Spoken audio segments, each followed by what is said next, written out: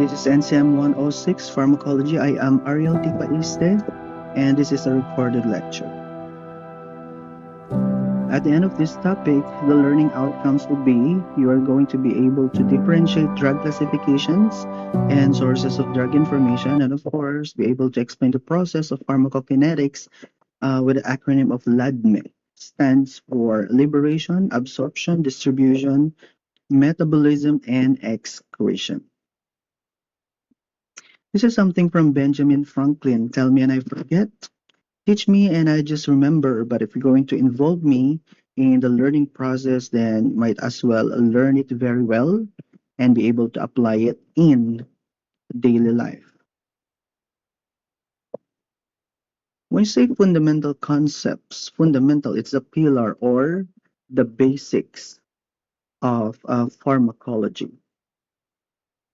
We're going to talk about pharmacology in history, drug definition and classifications, drug standards and drug information, and of course, the last part would be the LADME.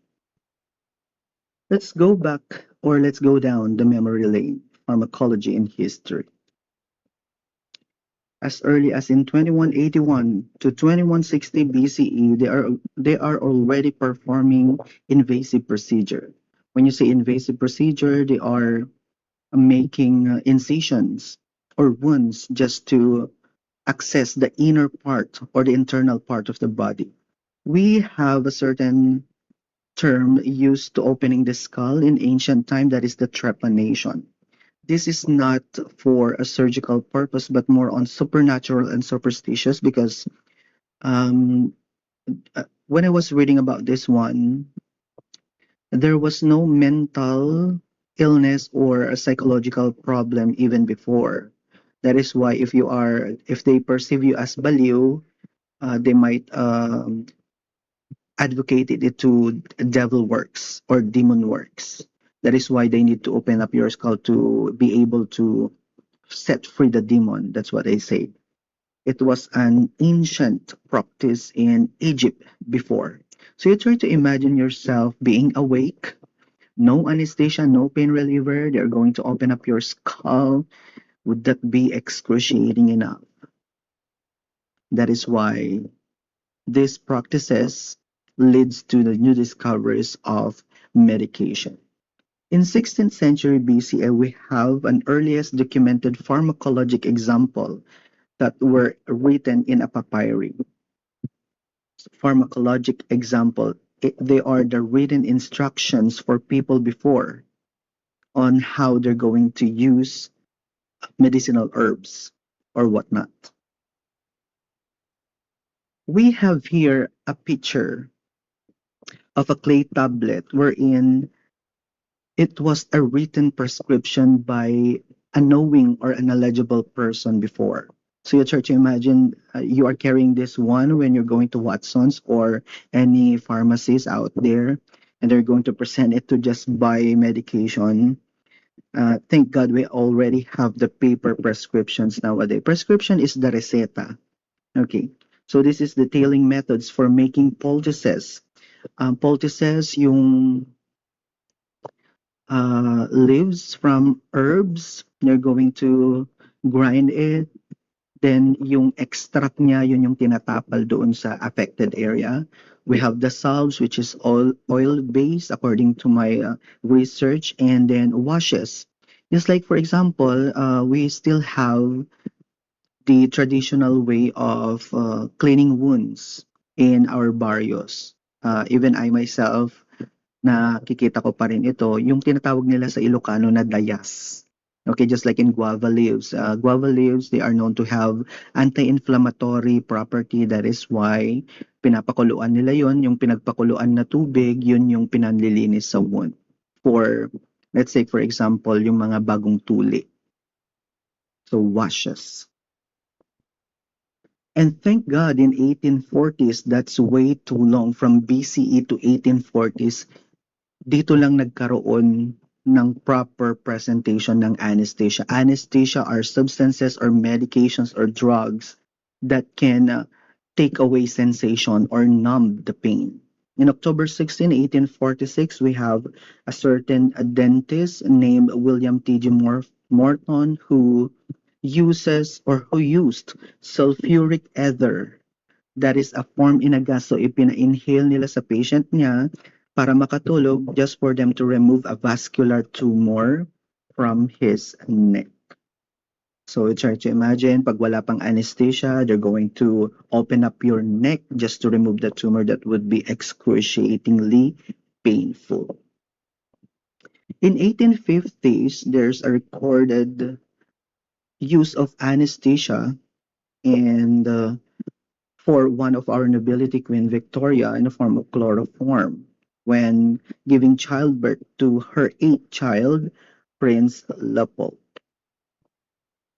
In 1850s also, the advent of the use of hypodermic syringe. This is a glass syringe. Nowadays, we're using the plastic syringe already.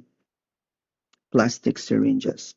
When I was a new nurse in St. James Hospital back in the year 2007, we are still using glass syringes before because they are used for specific type of medications. We have medications na sinabi ng mga manufacturer na kumakain ng plastic syringes. That is why we are not using them. We are not aspirating diazepam. An example of the medication is diazepam IV. Ginagamit namin glass syringe when aspirating them kasi sabi ng manufacturer diazepam kumakain siya ng plastic. In 1906, this is the introduction of the Pure Food and Drug Act. Hindi siya sa hotdog. Pure Food and Drug Act. This is the first government attempt to establish consumer protection. So they establish a list of what they say or what they called safe drugs for consumption. So lahat ng nakasulat lang sa United States Pharmacopeia at saka National Formulary, the USPM/NF, yun lang yung mga safe for consumption. That is the Pure Food and Drug Act. Other than that, if medicines came out and they are not listed in the USP, NF, then they are considered not safe for consumption. In 1922, this is the advent of insulin. So insulin, these drugs are used for maintaining or decreasing blood glucose. So insulin is the manufactured medication to treat diabetes mellitus. So more of that when you're going to talk about concept of metabolism in the future, maybe in your third year. In the 1930s, the establishment of the Food and Drug Administration. So if you ever heard about BFAD, we also have BFAD in the Philippines. These are the agents or the institution that regulates the use of food, drug, and cosmetics. They say that if it is not BFAD approved, then most probably that food, that drug, and even that cosmetic or makeups are not safe. In 1928, the person in focus is Alexander Fleming. He discovered the first ever antibiotic, which is the penicillin. 1920s, it's the advent of the antibiotics. But take note of the difference between the years. Penicillin was discovered in 1928, however, it was widely used. So maybe, sabi nila, safe na gamitin, nag-undergo siya ng due process, safe na siya gamitin after how many years pass. The widely use of penicillin to treat infection. So try to imagine nowadays, we don't have Alexander Fleming discovering penicillin. Ano kaya ang pangkumbat natin ng infection today? In 1940s, we have here certain gentlemen, three of them, who discovered chemotherapy. Pag sinabing chemotherapy, chemo, these are drugs and substances used to treat cancer, to slow down the process of cancer cells, of developing cancer cells. In the use of, they conducted the first human trial on nitrogen mustard. While I'm doing my research regarding this one, nitrogen mustard actually is discovered and was used first as a warfare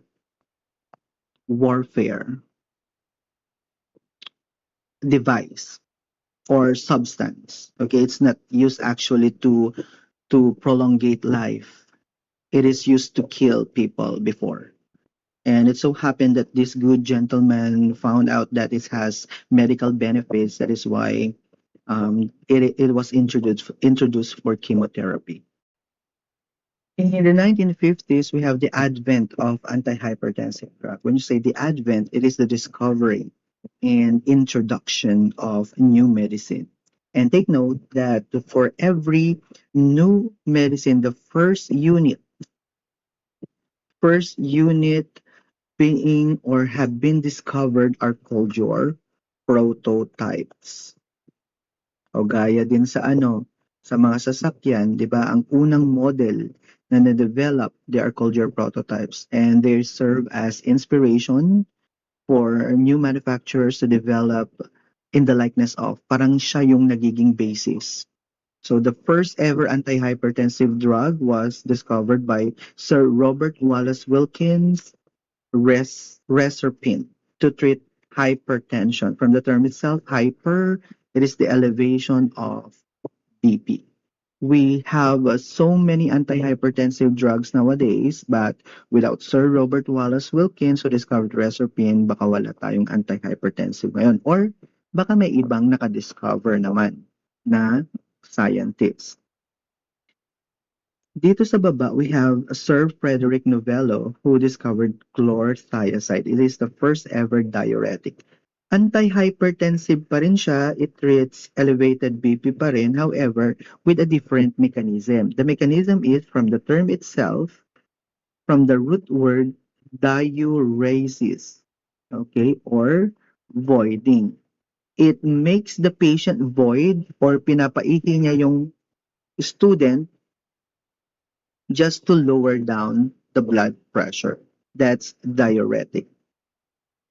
In the 1950s, we have the first use of neuroleptics. Pag sinabing neuroleptics, it pertains to brain malfunctions. Okay? O hindi. Neuroleptics, these are the drugs to use to treat brain malfunctions. Just like, for example, in mentally ill patient or what we call nowadays as psychiatric patient. We have a certain Sir Jean Delay and Pierre Deniker who discovered the first ever antipsychotic drug. Okay? Antipsychotic drug or to treat mentally ill patient or psychiatric patient, chlorpromazine. During my reading about this one, if you try to see this one, if you can see this one, this is actually the first bottle. This is actually the first bottle that contains the first antipsychotic drug. And they say, naka-display pa rin siya in one of the museum in the world for viewing. So, ganon siya ka-importante. Kasi syempre, medical milestone yan. Medical developmental milestone. In here, in the right side, we have Sir Paul Charpentier and Henry Laborit who modified promethazine. This is used naman during surgical procedure to induce calm state. Pinapatulog niya yung pasyente at saka pine-prevent yung surgical shock. Okay? Or the complication caused by a surgery and anesthesia. In the 1950s, napansin nyo dito, in the year 1778, they are actually using inhalers like this one already. Okay, yung steam niya ginagamit siya for or to treat asthmatic patients. Okay, just to make the bronchioles or the arterioles, alam nyo na yun kasi sa anatomy physiology, just to dilate. Okay, bronchodilation ang term doon. Okay, kasi pag sa asthmatic patient, they are suffering from what they call bronchoconstriction.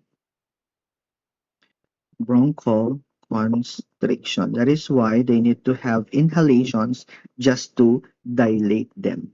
Oh, more of that will be discussed pag nag-discuss na tayo, or we will be having the topic on drugs affecting the respiratory system. And then in 1858, we have the portable nebulizer. And then nowadays, we have yung sinasaksak pa rin na nebulizer na machine. However, for emergency purposes, they develop metered dose inhaler. Kasi pocket size siya, pwede mo siyang dalhin any moment. And then for a severe asthmatic and chronic asthmatic patient, they can just use it in emergency purpose. So thank God for this one sa mga inhaler natin. So this is an evidence that even before, meron na ginagamit na inhaler yung mga pasyente natin. In the 1950s also, it is the advent of the antiviral drugs. So, you know, in your microbiology, we have different causative agents. Pag sinabing causative agents, they are the microorganism causing diseases. Hindi lang bacteria, meron tayong viruses, meron tayong protozoals, and meron tayong fungi. Okay? So in 1928, by Sir Alexander Fleming, di ba na-discover niya yung first ever na antibiotic, which is the penicillin. Kay Sir William Prosoph naman, he discovered the first antiviral drug in the name of idoxuridine, the first antiviral drugs. And of course, during the pandemic, di ba, nagsuffer tayo from COVID-19. That is why merong advent ulit ng new or discovery of new antiviruses. So as time goes by, as new species of microorganism evolve or are growing, meron ding nade-discover ng bagong mga gamot. In the year 1960s, there is already the advent of immunosuppressants. From the term itself, immunosuppressant, these drugs used to suppress the immunity or the immune system of the body. So bakit sir, bakit kailangan i-suppress? Eh di ba nga ang immunity, ang immune response ng patient natin is responsible to ward off diseases or to protect the body. Bakit kailangan natin ng immunosuppressants? We have what we call yung organ transplantation for those patients who suffered from organ failures. Just like for example, in kidneys, di ba meron tayong tinatawag na kidney failure. So they need to remove the failed kidney and they need to, o minsan ngayon hindi na nire-remove yung failed na kidney, nilalagay na lang yung bago. Eh saan ba nila kinukuha yung bago? Di ba sa donor? It's a different person. Now, if you or if physicians do not introduce immunosuppressants to the patient first before lagyan ng bagong organ, ang nangyayari, di ba, your body has an automatic defense mechanism wherein pag foreign object na pinasok sa body mo, nire-reject niya. So, in order for not to have or to for the patient not to suffer from organ transplant rejection, they need to lower down the immune or the defense mechanism of the body first in order for it to be para masanay siya sa bagong organ na naalagay sa kanya. So that is immunosuppressants. So that would be for the going down to the memory lane. We're going to the official definition of terms when we're talking about pharmacology. Of course, we're going to define first pharmacology. It is the study of medicines from it is derived from two Greek words, pharmakon, which means drugs, and logos or logia, which means knowledge. It includes how drugs are administered and how the body responds to the drug. Paano ba tinitake? Paano ba binibigay yung mga gamot? And ano yung effect ng gamot sa katawan? That is pharmacology. Okay, we're going to have your F2F sana. This is one of the ambush questions. So, syempre recitation sana. Would you care to explain all medicines are drugs but not all drugs are medicine? Lahat daw ng medicines, drugs. Pero hindi lahat ng drugs, medicine? Maybe because we can explain this one by this official definition. For drugs, it is officially defined as substances when taken by a living organism can modify one or more of their function. Pag tinik daw yung drug, meron at merong effect sa katawan. Okay? It is derived from the word drug, which means dry, and druge or drug, which means dry herb. However, for medicine, ganito na lang. Let's try to establish this one. Lahat ng solution, substances, gamot na pag binigay sa pasyente nagkakaroon ka ng pag binigay sa tao nagkakaroon ng side effect. Nagkakaroon ng effect. But for medicine, these are the substances. They are considered drugs, but the intention is to treat and cure. So drugs, hindi lahat ng drugs nakakagamot. Ang medicine, lahat yan drugs, pero nakaseparate lang siya as in a category of a treatment and curing. Drug versus medicine. So ito yung tinatawag, yung term na ginamit natin kanina when going back to the memory lane. It's called your prototype drug. An individual drug that represents group of drug. The first ever antibiotic na mention natin kanina is the penicillin, and then the first ever discovered pain reliever is morphine naman. So pag tinawag siyang prototype, dito nagkukuha ng inspiration yung bagong manufacturers and scientists to develop new medication. That is why may tinatawag tayo na family of drugs. More of that will be discussed as we go deeper with the discussion. This is a receta, okay, the prescription, the written direction for the preparation and the administration of drug. Preparation, administration. How will be the medication taken? Ilan? How many? Ang ititake lang ng pasyente mo, it is all written in a prescription. So maybe all of us, if not all of us, majority of your group have already seen a receta. Kasi it's a requisite when you're going to purchase medication. Now we're going to differentiate what is indication and contraindication. I'm so sorry for the typographical error. That should be contraindicated. So indicate, para saan? Contraindicate. Ano naman yung mga pinagbabawal para hindi mo ibigay yung medicine na yon? Contra, 'di ba? Contraindication, it's a positive and negative polar. Indication is the condition which a drug is meant to be used. Para saan yung gamot na yan? So for example, kanina, di ba, in 1922, the surfacing of insulins or the advent of insulins, it is indicated to treat DM. So ang insulin para sa mga diabetic client. Okay? And then, in contraindication naman, conditions for which a drug should not be given. Take note of that. So this is the positive intention, this is the negative intention. Let's say, for example, vitamin A supplements are contraindication. Contraindicated is expressed in symbol C/I for the first trimester of pregnancy kasi they can harm the fetus. Okay? Vitamin A supplements are this is just an example. There are many drugs. So for example, also in pregnant women, they cannot just take antibiotic medicine. So those are contraindications.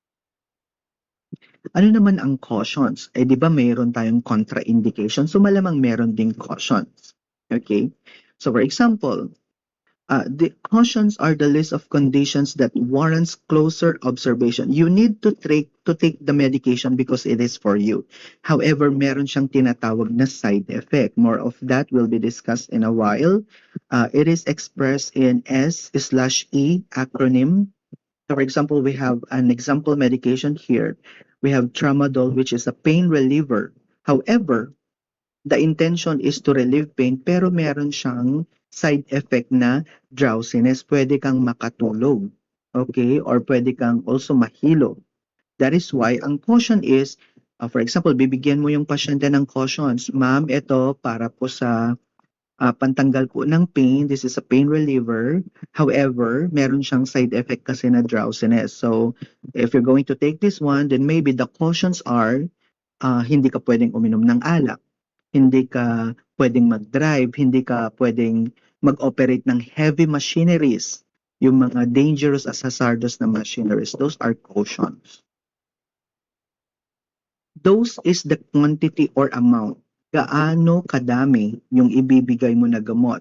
How many milliliters, how many liters, how many milligrams, how many grams. This is the dose, the quantity or amount of drug to be taken or to be given to your patient. That is why in pharmacology, we have mathematics because we need to compute the dose, especially for pediatric clients na yung dose or yung amount ng medication nakasalalay sa weight nila, sa timbang. Okay, gone were the days yung practice kasi sa mga baryo dati, this is real, this is true, na for example, yung paracetamol, no? Yung paracetamol, 500 milligram taken by adult. Pag sa bata, ang ginagawa, hinahati lang yung isang tableta ng gamot, which is a wrong practice already because we need to compute, especially for pediatric patients, yung mga bata, with respect to their weight. That is dose. We need to differentiate also drug effects, saan nagkakaroon ng bisa yung medication mo. We have a local effect and a systemic effect. From the term itself, local, syempre kung saan mo nilagay yung gamot, doon lang nagkakaroon ng effect. So, sa example, we have an topical anesthetic. 'Di ba? Sinabi natin kanina, anesthetic, they are used to relieve pain or to remove sensation. Ang EMLA kasi topical ointment siya. So pag kunyari, ginagamit kasi siya pag nag-i-insert kami ng IV sa hospital. So kunyari dito sa kamay, mag-insert ka ng swero, before ka magtusok ng karayom, naglalagay muna kami ng EMLA or ointment para manamb yung part na yon. So that is local effect. Pag systemic naman, you try to imagine yung medications natin or a pain reliever, ininom mo siya, pumunta siya ng stomach, of course. Okay, that's GI. Doon naman pumunta yung gamot, pero yung affectation, kumakalat siya on different system. Just like for example, sumasakit yung tuhod due to arthritis, uminom siya ng pain reliever. Pumunta yung gamot doon sa stomach, however, the affectation goes until sa joint area. That's systemic. Okay, systemic. Therapeutic effect and side effect, what is their difference? Pag sinabing therapeutic, yung nakakagamot na effect ng nakakagamot. Let's try to differentiate the therapeutic effect versus side effect. Therapeutic, yung nakakagamot. It is the primary effect. It is the primary effect or the intended one. So it's more on a positive intention. Just like for example, we have diphenhydramine. It is considered your antihistamine. Mamimit natin ulit siya. We're going to talk about drugs affecting the different system. Antihistamine is used to treat your allergy or itchiness. Okay, that is the intention of diphenhydramine. However, the diphenhydramine had a side effect. Meron siyang secondary effect or unintended. This is most likely a negative one. Diphenhydramine, nagkakos siya ng drowsiness. So parang kanina kay tramadol. Okay, si tramadol, pain reliever siya, however, meron siyang side effect na drowsiness. So meron siyang caution. So for example din, kay diphenhydramine, meron siyang primary effect which is to treat allergy kasi antihistamine siya. Likewise, meron din siyang side effect, meron siyang drowsiness, then papasok ulit si caution natin. Pag may drowsiness effect, ano yung i-instruct mo sa pasyente na iwa-watch out niya? So minsan, pag sa instruction natin, nakikita natin yung WOF. That stands for watch out for this type of behavior or activities. watch out for. What about drug allergy and adverse effect? Drug allergy is an immunological reaction. Thank God tayong mga Pinoy, medyo hindi tayo maano sa allergies. Siguro mga tapok or mga dust or extremes of weather, masyadong mainit, masyadong malamig, mga ganun yan. Tapos, some of us are allergic to seafoods and so on and so forth. So this is also, we also have, or we can develop also allergies to medication. Immunological response. So pag tinawag siyang immunological response, it's the response of your body in defense for a threat. So nakikita ni katawan mo na threat yung foreign object na ininom mo. That is when nagkakaroon ka ng allergies. And allergies, for example, ang common na manifestation or side effect na signs and symptoms ng allergies are skin rashes and of course, itchiness or in medical term that's called your pruritus. Ano ang kaibahan ni side effect sa adverse effect naman? Kung si side effect, negative siya, however, they can be sometimes be foreseen. Nakasulat na kasi siya sa book. Alam na meron siyang side effect na yon. Kasi lahat ng manufacturer nag-undergo yung gamot nila on a certain trial, nakikita na nila yung intended outcome o yung therapeutic effect, nakikita na din nila yung side effect. So nakalista na lahat yan. However, we have what we call your adverse effect. And this sometimes are hindi mo alam kung kailan mangyayari. Hindi rin siya na-anticipate. Bigla-biglaan na lang. Okay. Adverse reaction is considered the heightened side effect. You try to imagine a side effect, for example, drowsiness lang. Pero pag nag-heighten siya, nasobrahan siya, nagkakaroon siya ng nakakatulog ka lang, yun yung adverse effect niya, hindi ka na nagising. That's the adverse effect. This is a heightened side effect, usually unpredictable and harmful, and it can also be fatal. Pag sinabing fatal, nakakamatay. So, ito yung dapat na bantayan. Let's have an example here. We have sildenafil. Okay, sildenafil is a medication used for your impotence. Pag sinabing impotence, sa mga kalalakihan, hindi na nakakatayo, lalong-lalo na sa mga old age. Okay, hindi na sila nakaka-flag ceremony. Okay, however, alright, so meron siyang intended na group of people na pwede lang uminom. Hindi ko alam kung pwede ko ba siyang i-share, but for a purpose of study na lang siguro and pragmatic experience. Pragmatic is actual. When I was an ER nurse in St. James Hospital, we had a patient before in his 20s. Take note, 20s. Oh, ang 20s ano pa yan? Viral, ma tawag diyan, malakas. Malakas pa. O sige, sabihin na lang nating malakas pa sa kama. Hindi naman siguro lahat, pero given the 20s na age, alam mo malakas pa yan, viral pa yan. And it so happened that he and his girlfriend decided to use sildenafil kasi siguro, syempre lovemaking, they want it to last longer na siguro, ganun ang sinabi sa amin. And the male one, yung lalaki, he decided to take sildenafil. Eh, syempre, hindi naman siya matanda, wala naman siyang impotency, hindi naman siya impotent. So, bakit ka magiinom ng gamot na hindi para sa iyo? Okay, ang naging adverse effect, kasi hindi naman para sa kanya, nagkaroon ng adverse effect, nagkaroon siya ng priapism. Priapism. Ang priapism is painful, very painful and long-lasting na erection.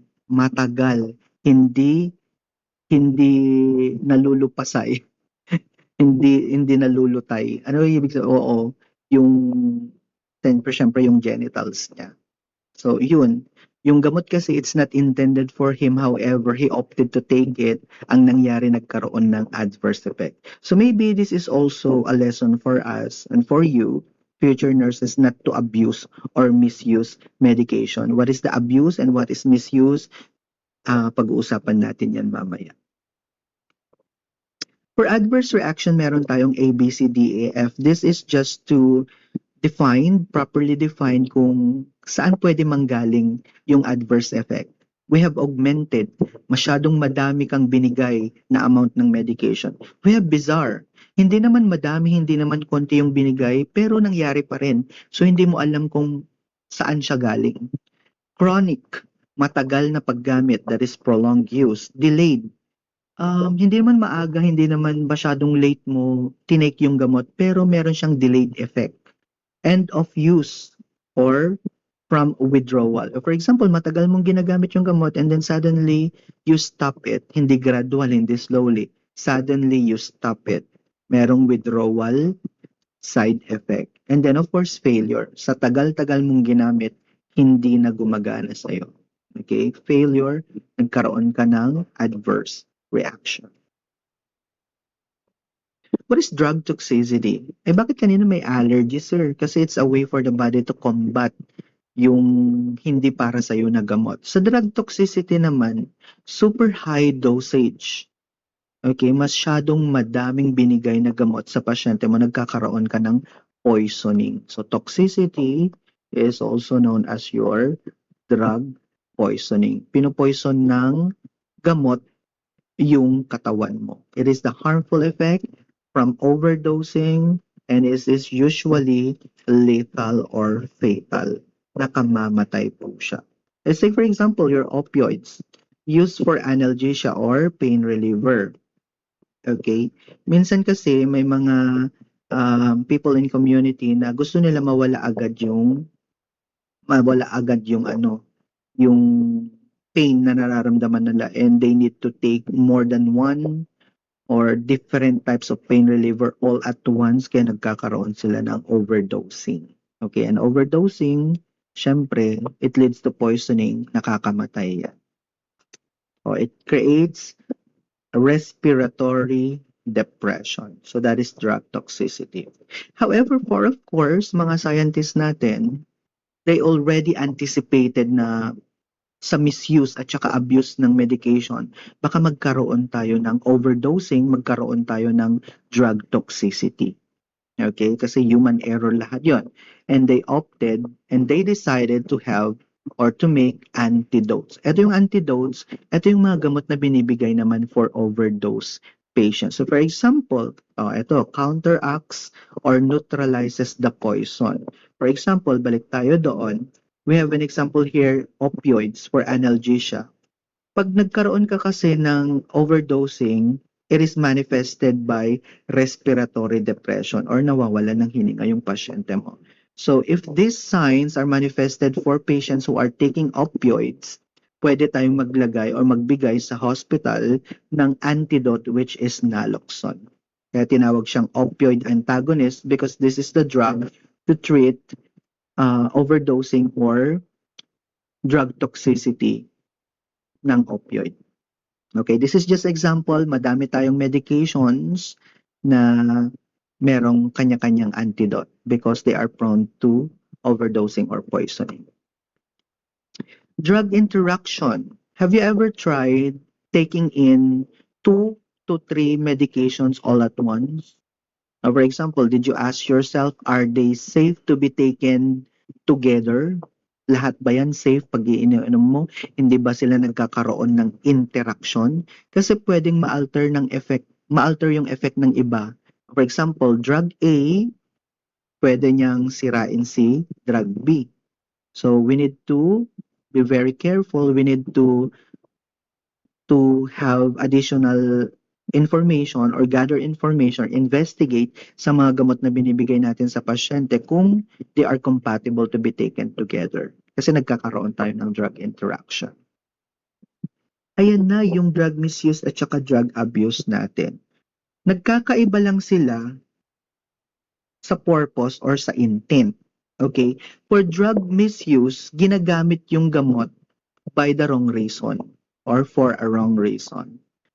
Yung drug abuse naman, ginagamit siya just to make you feel good. Kaya tinawag silang illegal drugs. Yung mga illegal drugs natin, di ba nga drug abuse? Nagpo-fall sila as drug abuse. However, in drug misuse, pwede yan, common yan sa community. And for example, yung kapitbahay natin, nagkaroon lang ng sipon. Gusto niya automatic mawala yung sipon niya, nag-inom siya ng antibiotic. Eh, alam naman natin na 'pag sipon, hindi naman bacteria ang cause niyan, virus. Oh, meron tayong antiviral pero it's not indicated or it's not recommended for you to take antiviral medication for common colds. Ang para lang sa common colds, water, rest, and vitamin C, and that's it. Oh, you educate yourself, you educate your family and your neighborhood also.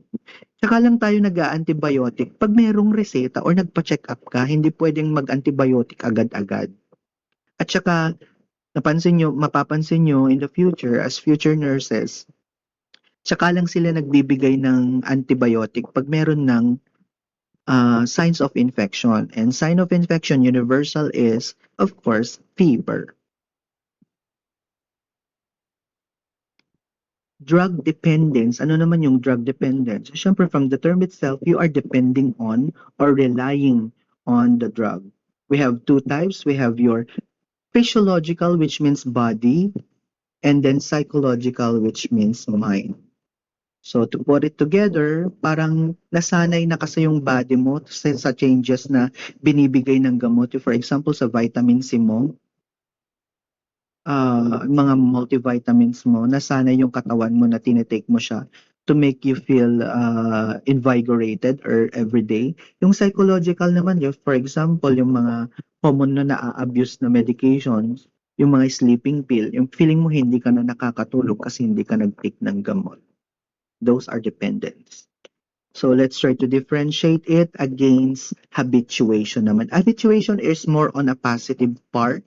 Okay? Yung dependence kasi medyo nasa leaning towards negative effect na tayo. Sa habituation naman kasi is just to improve your immunity, just to improve yourself or anything. Just like taking in vitamin C when you're going to take your duties in the hospital to protect yourself.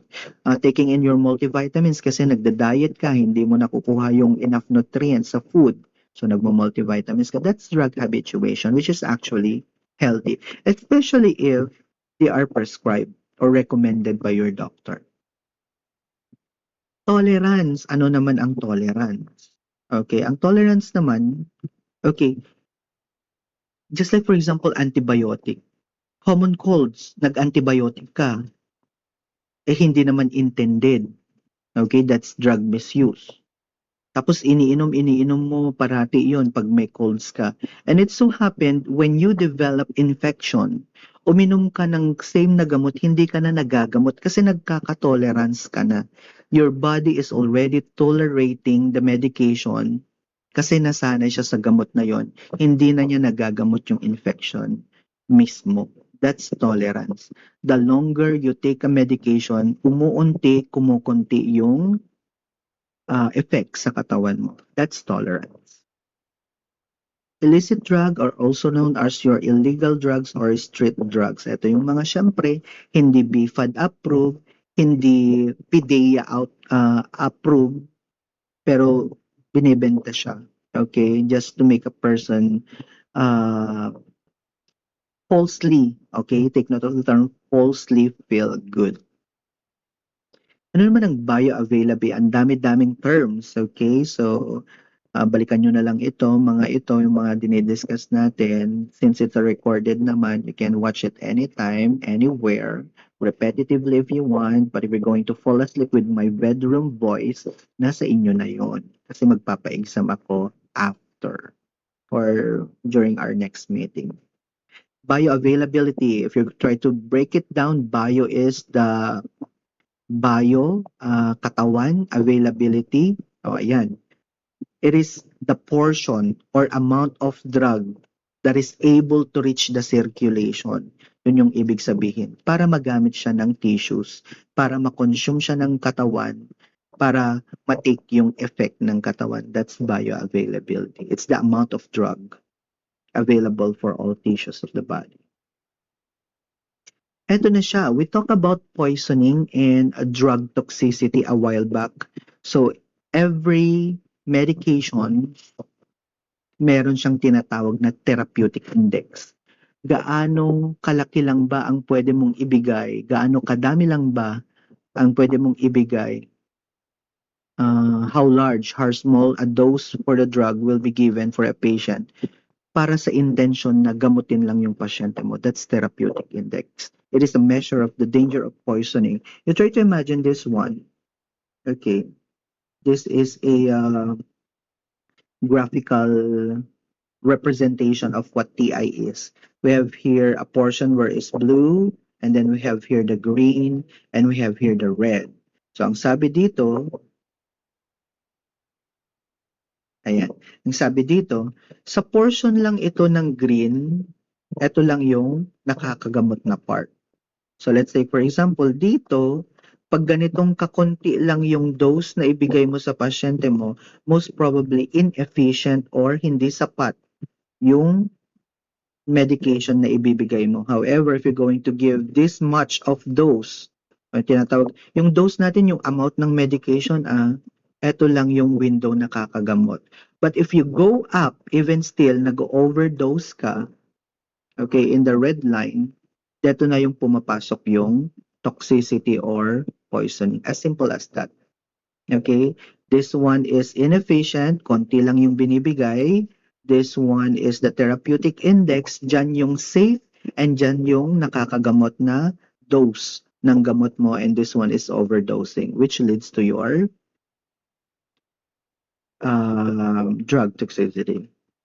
Babakil na tayo. Alright, drug sources naman na tayo. Okay, let's go. Drug source. Saan galing? Saan, ano yung mga materials na ginagamit to develop new drugs, drug sources. It is divided into four. We have natural sources, synthetic, semi-synthetic, and biosynthetic. For natural sources, we have your plants. Okay, pag nanonood kayo ng mga medical drama, just like Outlander. Okay, Outlander is set in 80s something ata or 17 something. Nag-travel back yung protagonist doon. She is a nurse in a modern era, tapos nag-travel back into ancient time. Hindi naman ancient. Mas old times na hindi pa advent yung mga gamot. So they need to procure medications from herbal medicines. Until now, gumagamit pa rin tayo ng mga herbal, di ba? Herbal medicines. And may mga commercially available na din tayo na herbal medicines. So hindi ka na ngumunguya ng mga leaves ngayon. Number one example in our locality is the Lagondi syrup. Okay, meron na tayong Lagondi na syrup ngayon, di ba? In a bottle na. Dati kasi pinapakuluan pa yung Lagondi. Para yung pinagpakuluan yun yung iniinom ng may ubo. Hindi. Oo, may ubo. Okay. So morphine, di ba, yung first ever na pain reliever natin comes from a poppy. This is a poppy. Atropine, which is a cardiac medication, heart yan na. Belladonna naman siya. That is belladonna. At saka cardiac naman, digoxin, more of that will be discussed pag we're going to discuss on drugs affecting the cardiovascular system already. Ito naman siya, si Digitalis Leaf. Ayan naman yung available sa atin, si Lagon. Aside from plants, we also have animals. So for example, yung mga baboy at saka baka natin, okay, kumukuha sila ng hormones sa thyroid gland nila. Yun yung minamanufacture nila na medicine for human consumption. Nowadays, we have the PETA. Okay, people on the ethical treatment of animals. So against na sila sa animal testing. Syempre mas lalo na sa human testing. That is why gumagamit na tayo ngayon ng mga synthetic. Okay. Meron namang minerals. So in forms of magnesium, zinc, and di ba meron tayong mga iron supplement, may mga sunscreen na tayo from zinc, and of course sa mga merong acid problem, meron na din tayong antacids. These are just example, madami tayong medications derived from minerals.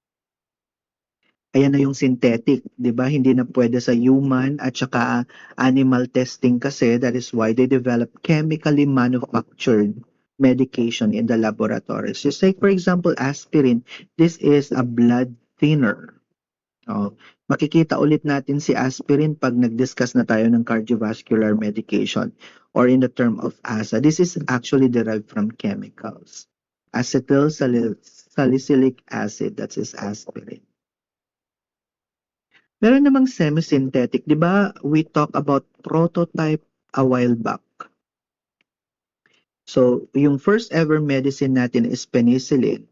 Ang ginagawa sa laboratory, nagke-create sila ng bagong gamot based from the prototype. So this is the example, penicillin, nag-create sila ng ampicillin. And meron din ampicillin derived from penicillin G. So they are a family of penicillins, mga silin-silin, ayan.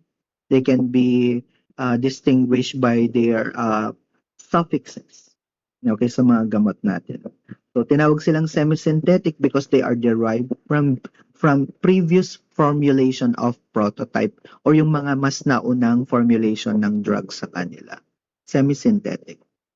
Biosynthetic naman from the term itself, bio, they are extracted from human. For example, human insulin, human growth hormone, at saka human erythropoietin. Ine-extract sila, mina-manufacture, and they are being prepared for a safe human administration of the medication. DNA genetic engineering. Ayun lang pala yung drug source natin. So pupunta na tayo sa drug name. How is a medication being named? Diba? Narinig nyo na once in your life or twice, thrice, yung mga tinatawag nilang, ay generic yan, ay branded yan. Diba? Yun yung mga drug names natin. I will try to differentiate them one by one. Chemical name, okay, syempre chemical constitution. Anong chemical o ano ang mga chemical na bumubuo doon sa medication? We have an example here, 6-D-beta-aminoquinamberlo, ang dami-dami niyan. Okay? So that is the example. Andyan na lahat yung mga chemical elements para mag-create ka ng isang substance. So it is represented by this picture. Chemical, yun yung chemical. Chemical composition or constitution. Meron naman na tayong tinatawag na generic. Common or general name assigned to a drug. So, yun kanina, this one is actually amoxicillin. This is the chemical name of hindi na lumipat yung presentation. Yan. Ng amoxicillin. Oh. So you try to imagine yourself, pupunta kang butika, tapos ang sasabihin mo, can I buy 6-D-beta-quinamberlo? Di malilito yung magtitinda sa'yo. Likewise, pag ginamit naman yung generic name niya na amoxicillin, di mas mabuti lang ma-decipher ng pharmacies. Initial letter of the name is in lowercase. So minsan parang ganito itsura niyan. Amoxicillin, maliit, tapos yung brand niya malaki, Amox. So yung brand name naman, it is expressed with a big letter sa unahan para formal. Ang brand name naman, meron siyang usually symbol na ganito to indicate that it is branded. Yun yung tinatawag din minsan na trade name. So alam na natin kaibahan. Generic is the common, brand name naman, binibigay yan ng certain manufacturer. Okay, parang meron siyang claiming rights. Sa amin to, brand namin ito. Okay, however, the constitution, the chemical constitution, the generic name is still the same. Pare-pareho lang sila. That is why, pag bumibili kayo ng gamot, for example, for amoxicillin, merong Amox, merong Amoklab, merong something. So, brand name can be varying. Ayan. So, gaya kanina, sinabi natin, pag generic, dapat it should be expressed in small letter. Pero dito, this is an actual picture of medication. Siyempre, we cannot question that naman. Hindi na siguro applicable nowadays yung dapat pag generic, maliit lang yung letter. Okay? But this is an example of how we will going to determine what is the generic, what is the brand name in a medication. Official name naman, 'di ba napag-usapan natin kanina si USP at saka si NFC, United States Pharmacopoeia at saka si National Formulary. Hindi safe yung gamot and they are not official for public consumption if they are not listed in these two. Ayun naman yung tawag sa kanila official name. And sometimes, yung official name, ang generic name din yung nilalagay doon, hindi brand. So pag nagtingin kayo sa mga references book about medication, hindi yung brand yung nakalista doon, yung generic name as the official name. We go to the drug classification already, okay? Para diretso na tayo. Drug classification. How will you going to categorize, separate drugs among themselves para ma-distinguish mo para saan sila, anong family member nila? Drug classification. Drug classification is subcategory of drugs based on their effect on the body. So, pinagtitipon-tipon lahat yung may pare-parehong indication or therapeutic effect. They are separated by mechanism of action. How are they going to treat the patient? Ano ang pharmacologic use nila? And how are they legally classified? Ito yung tatlo na classification natin.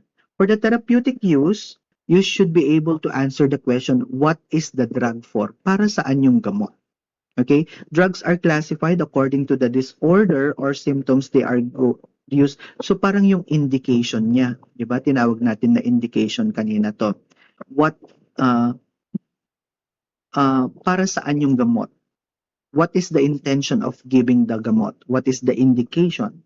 Drugs may not have a similar chemical component, pero ito yung basis natin. Okay, yung therapeutic use nila. Pare-pareho sila ng ginagamot. Ang pharmacologic use naman, how the drug works. Kaya tinawag siyang pharmaco. Diba, yung pharmacology natin is the study of how the drug works. So, pharmacologic use. If the therapeutic use is what is the indication of the drug, pharmacologic use, ano naman yung benefit or effect ng gamot sa katawan mo. Okay, let's take something for example. Pinag-usapan natin yung antihypertensives kanina, yung mga gamot to treat elevated BP or hypertension. Okay, these drugs, therapeutic use, para saan yung gamot? Yung mga gamot na to, sila yung pamilya that are used to lowers down high blood pressure. So that's therapeutic use. Sa pharmacologic use naman, they are categorized into antihypertensive sila pero hindi sila pare-pareho kung paano sila gumagana. Okay? Si angiotensin 2, calcium channel blockers, vasodilator, diuretic, beta blockers, na separate sila, although antihypertensive silang lahat, na separate sila furthermore kasi iba-iba kung paano sila gumana. And a lot of about this will be talked about or discussed during the topic on drugs affecting the cardiovascular system para hindi tayo magtagal dito. So the bottom line, therapeutic use, para saan yung gamot, pharmacologic use, how they works in the body. Okay, nakuha. Another example, therapeutic use, para saan yung mga gamot, anti-emetic po sila. So from the term itself, emesis or emesis, if you are nasty, contra vomiting yung gamot. It controls nausea and vomiting. Pigilan niya yung pagduwal ng pasyente mo. However, in a pharmacologic use, yung mga anti-emetics natin, separated according to how they works.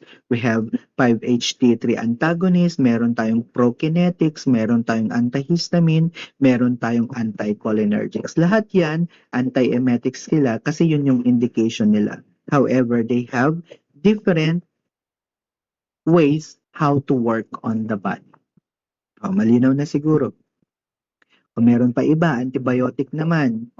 inhibits growth of microorganism, specific microorganism. Pag tinawag siyang antibiotic, syempre, bacteria.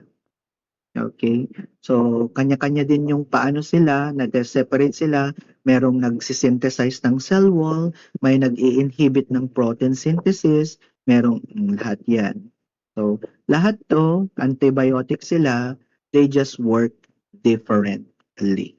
So, that's the difference between therapeutic and pharmacologic use. Legal classification naman tayo. We should be able to differentiate what is nakareseta at hindi nakareseta. Ano yung orphan drugs?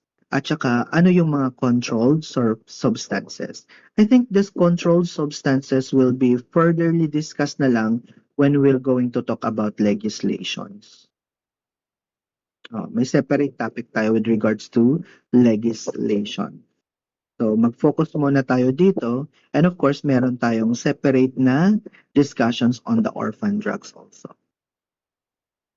Ay, break na pala. Okay. Hindi naman tayo magbe-break. Ayan, walang tayo kasi hindi naman tayo. Ayan, so that's the end of the first slide. More to come kasi hindi pa natin napag-usapan si pharmacokinetics.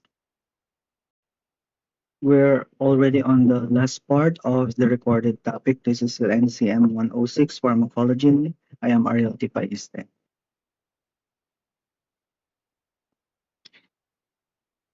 The objective is, the second part, this is to explain the LADME phases of pharmacokinetics, which is the liberation, absorption, distribution, metabolism, and excretion.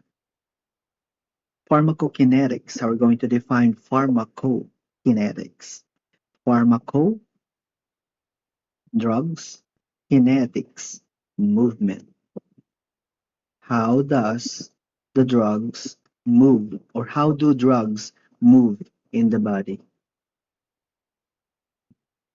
Pharmacomedicine and kinetics movement.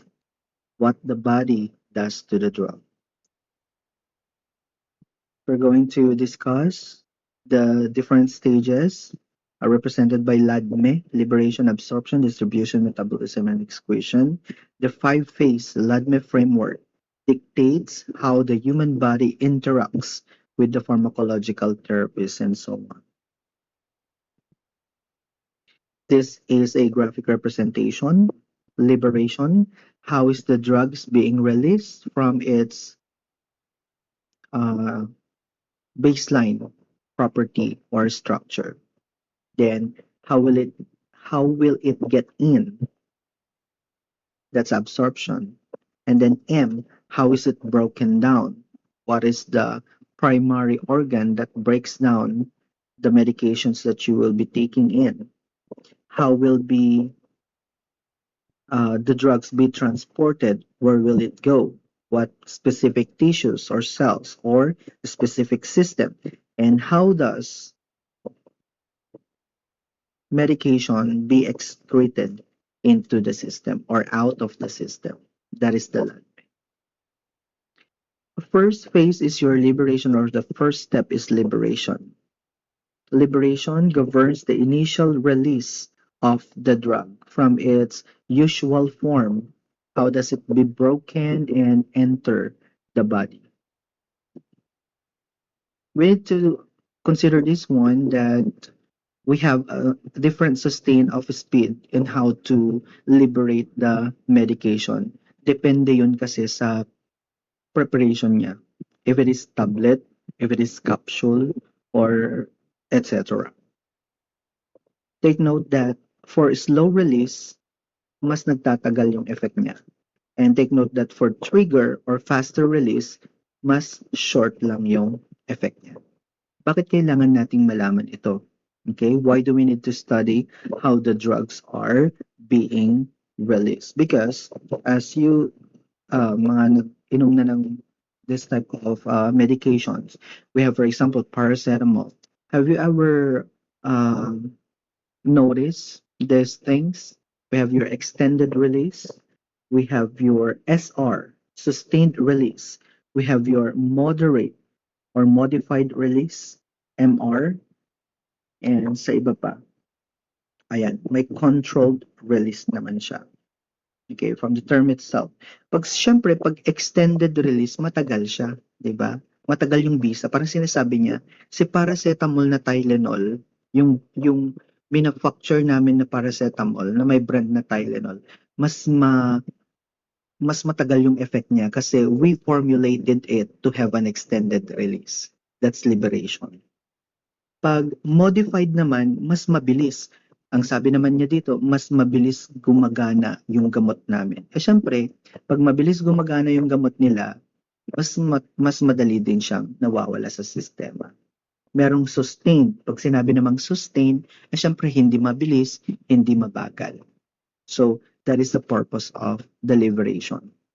Kaya if you're going to notice in the future, if you're going to handle especially pills or tablets, iba-iba yung preparation nila. Merong soft gel, merong capsule, merong sprinkle capsule, merong gel, nasabi ko na pala yung gel, merong tablet, ayan, merong coated.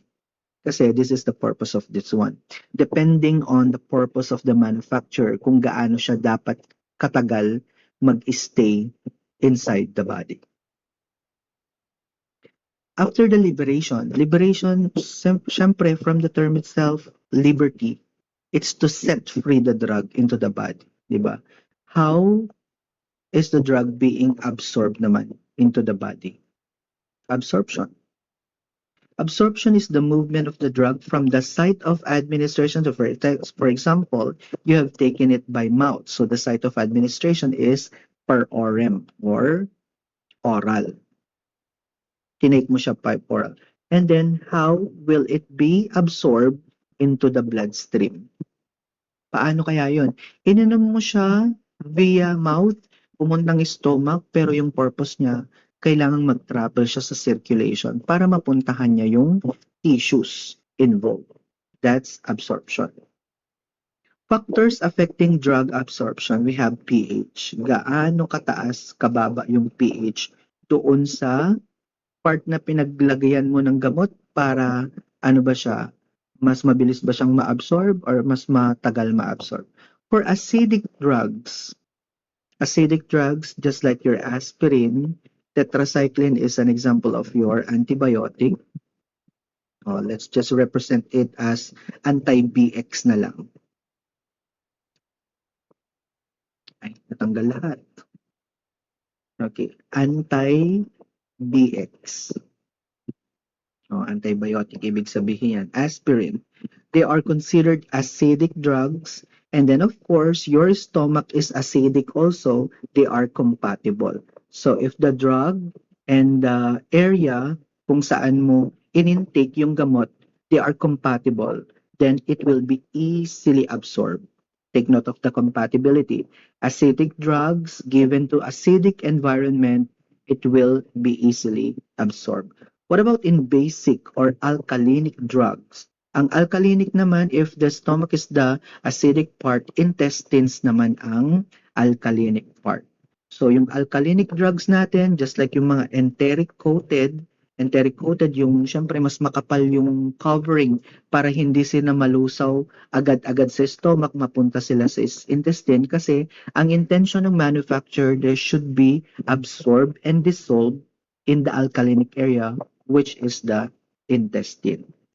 Again, acidic drugs well absorbed in the stomach because this is the acidic environment. Alkalinic drugs, they are well dissolved and absorbed in the intestines.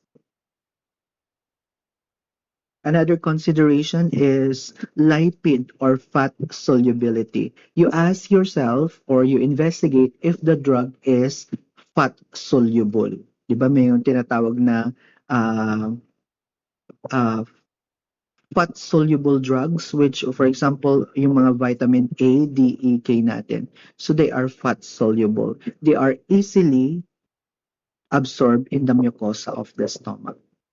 Sa route of administration naman, we have different routes of administration. If it is per orem, sa mouth natin. If it is IV, nilalagay sa blood vessel. Intramuscular, we have your intradermal, we have your subcutaneous, we have also your intravaginal, intrapenile, intrarectal. Madami yan. We will be talking about that in the next part later on sa pharmacology natin. So, ang pinakamabilis na ma-absorb, of course, sa bloodstream.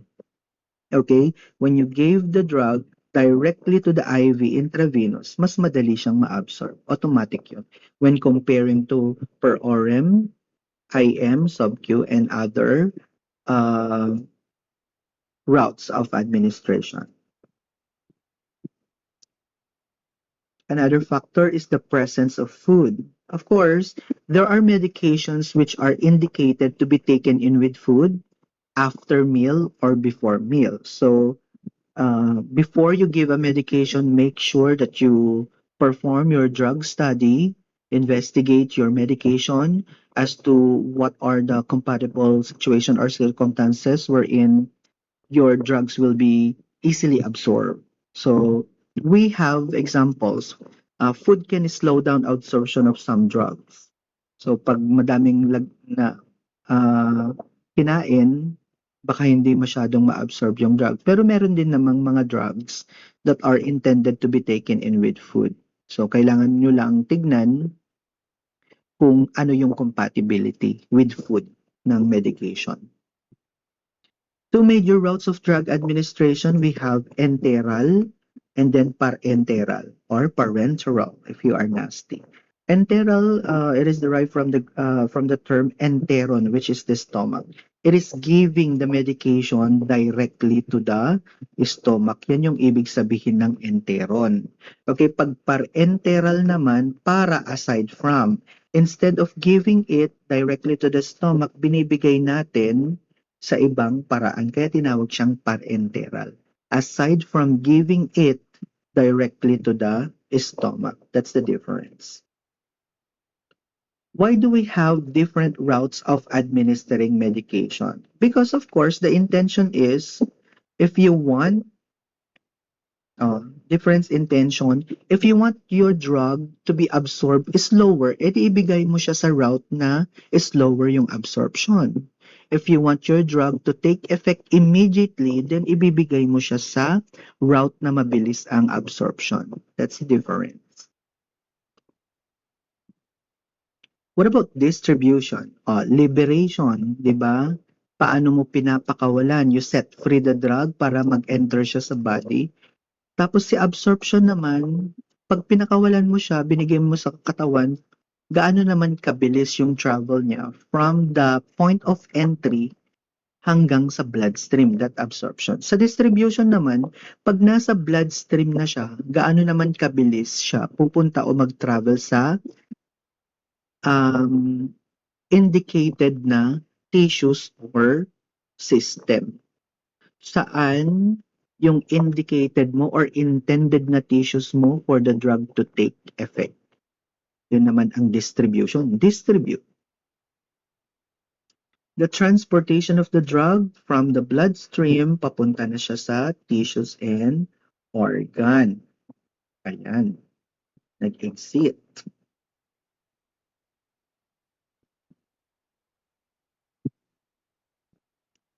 So going back to your anatomy and physiology before, you try to recall what are the major fluid compartments. Diba, we have your extracellular, we have your intracellular. So under extracellular, we have your interstitial, intravascular, and may isa? Ayan. So andito na pala. Okay. So for example, you have given the medication via IV. Okay? Nilagay mo siya sa IV, syempre pumunta siya agad sa intravascular sa blood vessel, nahalo siya sa blood plasma. That is your intravascular component. Okay? Or compartment. Si drug, mag-travel na siya papuntang extracellular, outside the cell. Okay? Outside the cell. In the outside of the cell, the medication can travel to fats or it can go directly to the inside of the cell. Kaya nga tinawag siyang intracellular. Sa intracellular naman, pwede na siyang mag-travel to different area just like in the CSF, pero take note, meron tayong tinatawag na blood-brain barrier. Hindi lahat ng gamot na pumupunta sa CSF natin or nahahalo ah, sa CSF natin, nape-penetrate niya yung brain kasi meron tayong tinatawag na blood-brain barrier. Merong defense mechanism yung brain natin to shut down yung mga yung mga nape-perceive niya na harmful solution not to enter the brain. And of course, in cases of pregnancy, meron tayong sa fetus, placental barrier naman para hindi ma-absorb ni baby yung harmful substances. So these are the fluid and extra cellular na pwedeng puntahan yung medication mo. We have your CSF, that is to penetrate the brain. Synovial fluid, sa joints naman yan, sa mga kasukasuan. Sa fetus, when for pregnancy, and then syempre sa peritoneum, the covering of your internal organs in your GI. Ayan. So, from here, na-inject mo siya sa intravascular, pero it reaches yung point na gusto mong ma-affect ng medication or yung system na gusto mong ma-affect ng medication. Factors affecting distribution. We have your lipophilicity. Pag lipo kasi, di ba, lipids yan. It connotes fat. Okay? So, di ba, pinag-usapan natin yung fat soluble kanina? So, this is different from absorption kasi distribution tayo. Pag lipophilic siya, easily absorb sa fat, syempre, slower yung distribution niya, pero fast absorption. Okay, na-absorb na siya agad, so a portion of the medication is no longer available for distribution. Kasi inabsorb ko na eh. Okay, ano pa yung i-distribute ko? Likewise, pag hydrophilic, from the term itself, hydro, tubig naman siya. Ito, may affinity siya sa fat. Ito, may affinity siya sa water. If it is water-soluble naman yung gamot, syempre water. It goes with the water or the circulation, so fast distribution siya, pero slower your absorption. Okay? It's a different thing. Slower distribution, fast yung absorption. Fast distribution, slower yung absorption. Okay? That's lipophilicity. Sa blood flow naman, you take for consideration what we call your highly perfused tissues. Pag sinabing highly perfused, madaming blood from the circulation ang pumupunta sa kanila. Maybe because what they call madaming blood vessels sa kanila. Yung mga organs with a lot of blood vessels on them, which are considered highly perfused organs or tissues. We have your brain, we have your liver, we have your kidneys, and of course, we have your heart. Although the heart is the pumping mechanism, madami siyang vascularities. So, highly perfused are considered high vascular organs naman.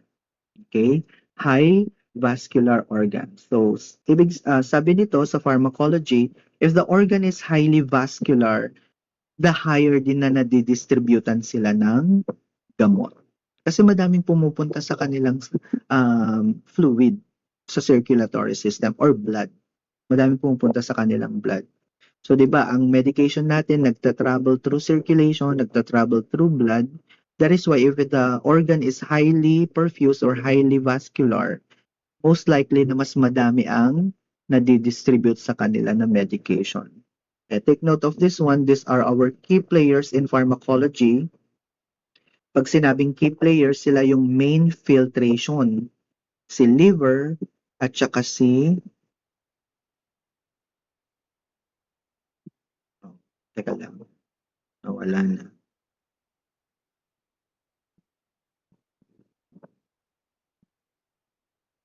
Wala na.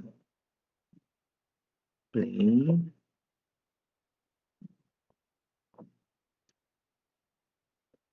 Sorry about that.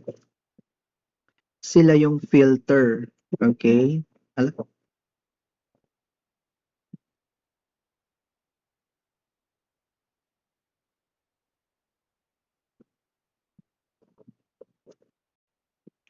These organ are your key filtering organs, liver at saka kidney. They serve as your filter organs for medication. Organ size. Ang sabi sa pharmacology, the larger the size of the organ, mas madami ang pumupunta sa kanila na gamot. The smaller naman, syempre mas maliit. Okay, so large size, let's say for example, the largest gland, that's your anatomy and physiology, largest gland in your body, I think it's the liver. Correct me if I'm wrong. Ano naman yung binding? We're still talking about distribution. Anong tinatawag na plasma protein binding? You try to imagine a drug molecule. Okay? Di ba na digest na yung gamot natin. Okay? Drug molecule. Nag-bind siya doon sa plasma protein. Anong nangyayari? Nagiging inactive siya or wala siyang effect. No effect for now. Okay? So if a drug molecule is binded to a plasma protein, nagiging inactive siya or hindi siya nag-create muna ng effect sa katawan. However, if the drug molecule is in free form, then it is considered activated kasi hindi siya nag-bind. Okay? This is a mechanism inside the body.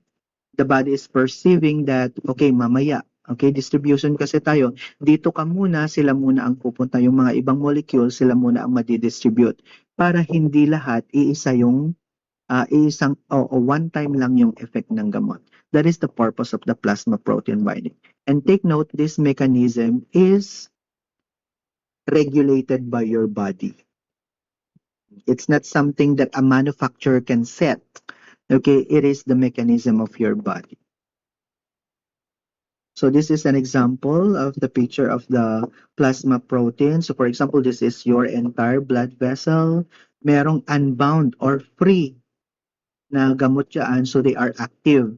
They can initiate an effect anytime. Ito naman yung CHON, protein bound. So this is the drug molecule, ito naman yung protein. Pag nakabind sila pareho, yung drug, naka-inactivate. Wala siyang effect. Okay? Until such time, mag-separate yan, maging free form ulit yung drug molecule mo, ready for distribution and to take effect in the body. That's plasma protein binding. Ano naman yung half-life? The time it takes for a drugs active o yung preform natin, hindi siya nakabind, to be reduced to a half. So yung effect niya, paano nagkakaroon ng effect sa katawan, paano naman nagiging half yung effect niya o yung effect ng gamot. So ganito na lang, para mas madali nating maintindihan, you try to imagine, for example, we have given a medication at 8 a.m. Okay. After 1 hour, di ba, half-life, kailan siya nahahati? You try to imagine a whole tablet taken in by mouth, na-absorb na siya sa stomach, na-distribute siya sa bloodstream. Okay, in active form siya. 8 milligram yung first na binigay natin na dose.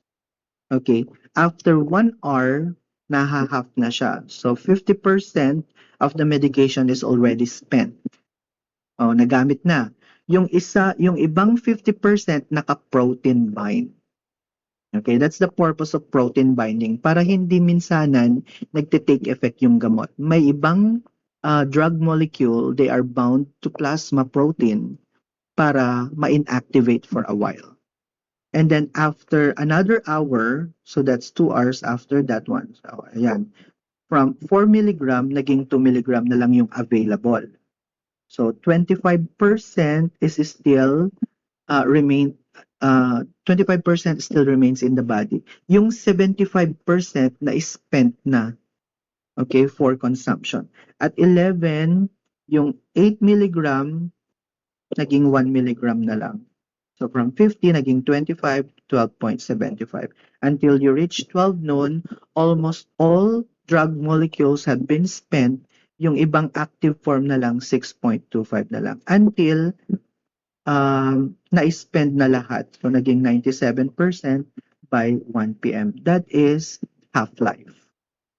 How long? Sabi niya dyan, the time it takes for the drug's active freedom substance to be reduced to half. That is an hourly. This is just an example pero for different drugs, hindi automatic na by hour yung halving nila. It takes some time for other medication, mas slow yung iba, mas mabilis yung iba. So that is half-life. Other factors naman affecting distribution, we have fat. So pag mas mataba daw, I'm so sorry sa ating matataba, fast distribution of water soluble. Kasi pag fat, mas madaling na-absorb naman pag fat soluble. Pag lean body, sabi kasi nila pag lean body, mas mataas yung water content, yung mga mamasel natin na patient. So fast distribution of fat naman. Pregnancy, since pregnancy, lipophilic drugs can readily cross the placenta. Lipophilic, ibig sabihin, fat soluble sila. Okay, sa diseases naman tayo. What happened? We're still in the factors affecting distribution. The last are, of course, your diseases.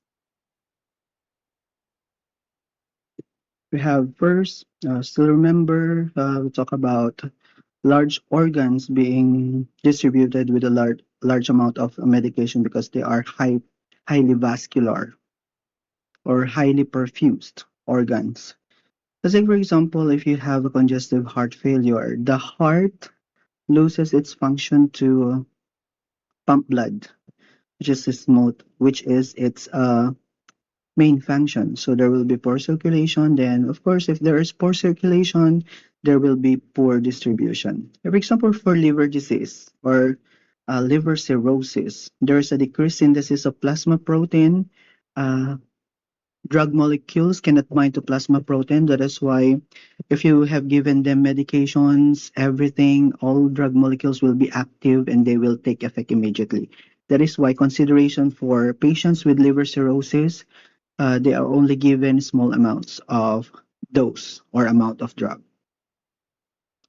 Uremia, accumulation of metabolites, also it affects the binding sites. Uremia is a disease affecting the kidney naman.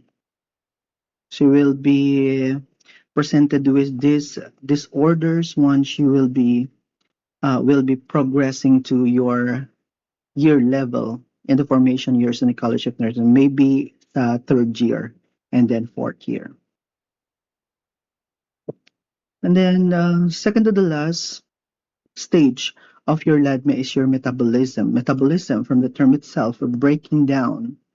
Where does your drug is broken down for easily excretion? Kasi ang purpose ng metabolism is to break down the medication into smaller parts for easy absorption, for easy distribution, and at the same time, yung mga metabolites, yung mga hindi kailangan ng katawan, readily to be excreted from your body.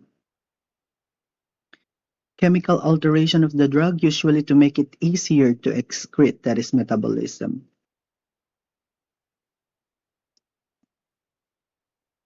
Okay.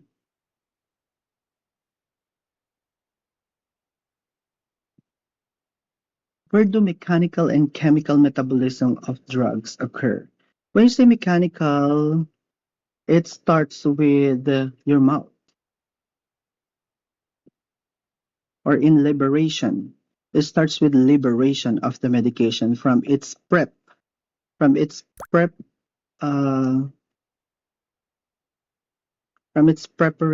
It's broken down by liberation. Then it goes to your stomach for metabolism or breaking down, chemical metabolism of drugs. We have what we call your first pass metabolism. So a large or a dose or molecules, some molecules of the drug pass through the liver and the intestine for filtration before it goes to the circulation. That is why, as a result, the effect of the drug in the circulation is reduced. So try to imagine when you take in a pill, okay, some portions will go to the liver and the intestine for filtration. Your body will tell that okay, you cannot take this portion of the medication because it will be poisonous to you. So thank God we have the liver for us not to be poisoned with medication. However, try to imagine the whole preparation of the medication if it is broken down into small pieces, tapos may iba sa kanila hindi mo magamit, then of course, konti lang din yung uh, ma-expedite or magagamit ng katawan mo. So this is a representation of your first pass metabolism, drug to mouth, and then a large portion will go to the lumen of the GI or the stomach, and then some portion will be filtered also from the liver. And there are also some drugs that there are majority of them are filtered in the liver para maiwasan yung drug toxicity. What happened when the first pass metabolism mechanism of the body is overloaded or overworked? You try to imagine yourself taking in so many drugs and it so happened that your liver is overworked. Lahat yan finifilter niya. Eh hindi lang naman drugs or medicines yung finifilter niya, even your food, even your drinks, finifilter din niya. So what happened to the liver? We have what we call your hepatitis. So from the term, derived from the term hepa, which means your liver, okay, and then itis, which means inflammation. You develop an infection or inflammation of your liver. As you may know, we have different types of hepatitis. We have hepatitis A, B, C, and D. And it so happened that for drug-induced, we also have drug-induced hepatitis. That happens when you abuse and misuse medications. Kawawa yung liver natin. A lot of NSAIDs or pain reliever, aminin nyo to, minsan sa buhay natin or twice sa buhay natin, naggamutan din tayo. Minom din tayo ng pain reliever just to ease the pain. And it so happened these are the same medications, the very medications that are easily acquired in the community, kaya minsan sila din yung most common na naa-abuse at saka na-misuse. And take note of this one, if you want to take care of your liver, hindi lang basta-basta iinom ng gamot without proper prescription. In biochemistry, this is just a nice to know. We have a certain enzyme that is responsible for metabolizing your medications and substances. We have your cytochrome P450, hindi siya 450 pesos ha. CYP. CY stands for your cytochrome and P450. So it is breaking down into, we have your cytochrome P450, 1A2 that metabolizes caffeine. Di ba ang social? Yung mahilig tayo sa kape o gusto nyo mag-Starbucks, mag-ano kayo doon, mag-caption kayo, hashtag expediting my cytochrome P41A2. O, di ba? Very pharmacology student. If you want to metabolize also your alcohol intake sa alak natin, 2E1 naman siya. 1A2 for caffeine, pareho silang cytochrome P450, 1A2 responsible for caffeine, and then 2E1 responsible for your alcohol. But in general, cytochrome P450, they are responsible for your substance and drug metabolism. Factors affecting metabolism, we have your enzymes, age, sex, and diet. And then, of course, we have your certain physiologic changes, just like in pregnancy, and of course, diseases. We go over them one by one. We have for enzyme in number 1, we have your enzyme induction and enzyme inhibition. From the term itself, induct, that is to proceed. Inhibition, that is to prevent. So, pag madaming enzyme, you take note of your CYP 450. Pag madaming enzyme yan, syempre, faster yung metabolism. As simple as that. Pag nai-inhibit naman, mababa si cytochrome P450 and of course, slower din yung metabolism. And this enzyme is something that your body is producing. That is why you need to take care of your body. And then your assignment for me, saan ginagawa or namamanufacture si cytochrome P450. Next one, we have biological. 'Di ba may age, sex tayo kanina. What about age? Ang sabi dito, the younger, okay, the younger the age, syempre, hindi pa fully developed yung liver natin. That is why slower yung metabolism. Likewise, in adult naman or in elderly, hindi adult, elderly, yung mga matatanda natin, decrease na din yung function ng liver nila. That is why slower na din yung metabolism. As simple as that. Younger people, ay hindi pa masyadong develop yung liver, slower yung metabolism. And then for elderly, syempre decreasing yung function ng liver natin. That is why you have slower metabolism also. What about in diet? We have a certain category of food which can increase your cytochrome P450, yung mga protein-rich food natin. Now, if you want to ease up your metabolism, tulungan si liver, protein-rich yung kainin natin. Likewise, sa fat-free naman, okay, pag fat-free, hindi masyado, di ba meron tayong tinawag kanina na lipophilicity. Usually, drugs natin mas absorb sila in a acidic at saka fatty na environment just like the mucosa. So pag fat-free yung kinakain natin, mas mababa konti daw yung cytochrome P450 natin. Tsaka syempre, mas mababa yung metabolizing activity. Syempre pag fat-free, mas healthy sana yun, di ba? Pero ibig sabihin lang nun, dapat balance yung diet natin. Merong certain amount of fat requirement in our food that is allowed for us to have a normal metabolizing capacity. What about in grapefruit? Ito, na-indicate lang siya as such kasi grapefruit can inhibit metabolism of some drugs. So, sample lang siya ng possible food at saka drug interaction naman with regards to metabolism.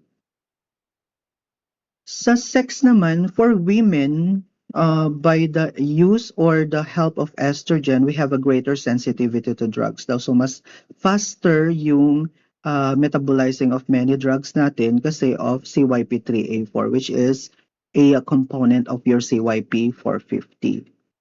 While in men, higher yung drug clearance naman nila. Kung faster yung metabolism for women, mas mabilis naman na mag-clear daw ng metabolites at saka hindi kinakailangan na drug molecules ang men because of testosterone. Okay, altered physiologic factors for pregnancy, high levels of steroid hormones. This can mean that maternal drugs metabolizing ability is reduced sa pregnant. That is why ang daming gamot na hindi pwedeng ibigay sa pregnant women. Pinag-usapan natin si liver kanina. So, pag liver cirrhosis, mas konti yung protein binding capacity natin. So, mas mababa yung chances of metabolism. And of course, sa renal, napag-usapan na natin yan kanina sa disease. What about in excretion? Okay, an excretion, di ba? Sabi natin kanina, nileberate natin para mapasok niya ang body. Inabsorb, okay, from the route of administration, paano siya napupunta sa bloodstream. Okay? And then, pag napunta naman siya sa bloodstream, paano naman siya pumupunta sa tissues and organs? And then, pag pumunta siya sa tissues and organs, dumadaan muna siya sa liver at saka sa intestine for oral meds for oral meds para ma-biotransform or ma-metabolize. I'm so sorry. Para pag na-metabolize siya in a smaller part, mas madali na lang siyang ilabas ng katawan. So that is why this is interconnected, LADME. Last part, excretion. The removal of drugs or metabolites, unchanged drugs, hindi ginagamit ng katawan, hindi na-expend ng katawan, kaya kailangang i-filter ni kidney palabas. Anong ginagawa natin? We have three processes. We have eto na lang yung intindihin natin. Take note of the filtration, reabsorption, and secretion. Ang filtration lang nangyayari sa glomerular area, sa tubular area naman nangyayari si reabsorption and secretion. What happens here? Siyempre, pag filtration, di ba, smaller na yung metabolites, finifilter niya from the blood. Okay? Ito maliit. Segregate niya, ito maliit, ito malaki, ito pwede nang ilabas, ito hindi pa pwedeng ilabas, okay, ito pwede pang magamit. Okay, filtration. And then after filtration, na-segregate na lahat, ina-absorb back ni kidney yung pwede pang gamitin. Okay, absorb back. So after filtration, na-segregate, ina-absorb back until such time yung mga hindi na pwedeng gamitin or reabsorb, of course, they are to undergo the process of elimination via renal tubular secretion. And that's it. That's the excretion part. We need to be very careful since, di ba si liver, siya ang filter sa upper part.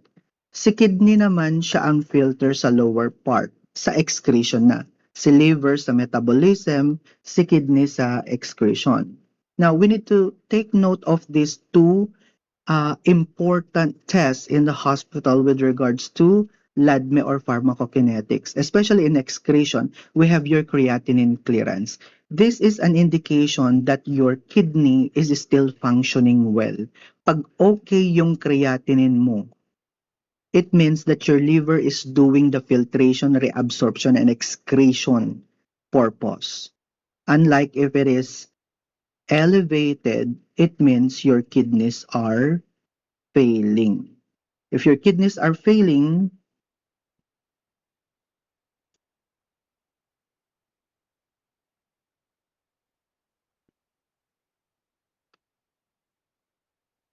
pamakisama last na nga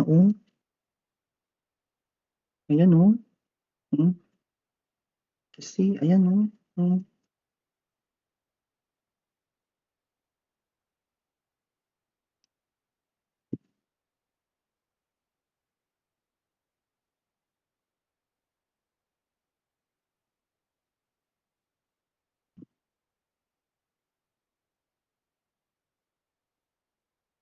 kasi slide na nga lang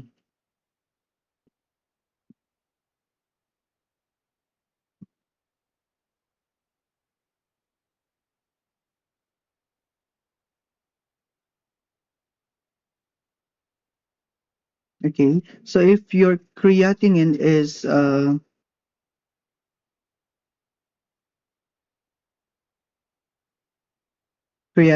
elevated, it means your kidney